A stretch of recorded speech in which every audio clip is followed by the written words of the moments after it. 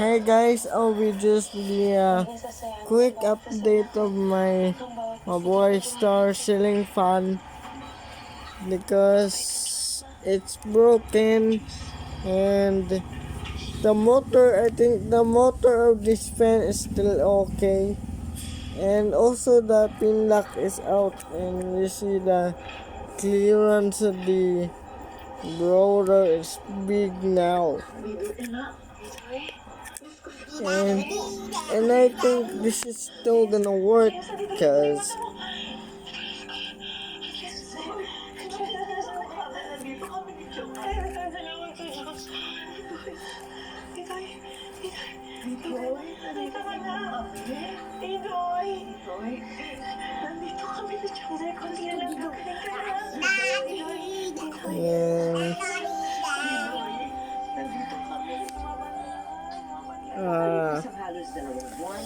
and this thing is already broken. Then Uwi na rin nila si James para sa bahay na raw ito tuluyang magpagaling.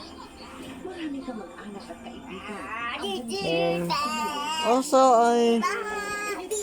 let's see what happened. There's wires in there.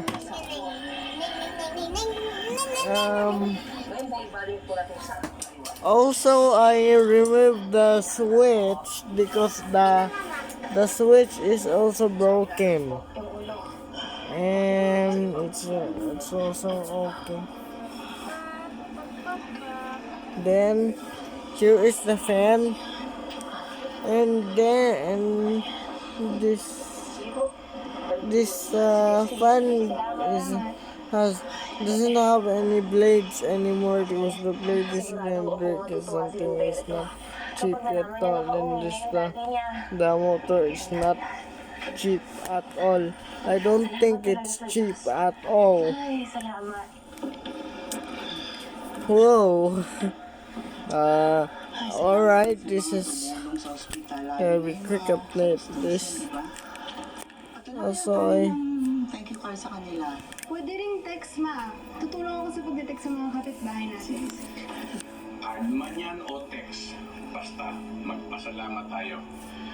Dapat malaman nilang hindi natin makakalimutan ang ginawa nilang pagdamay sa nangyari kay Didoy. look. Ma, bro.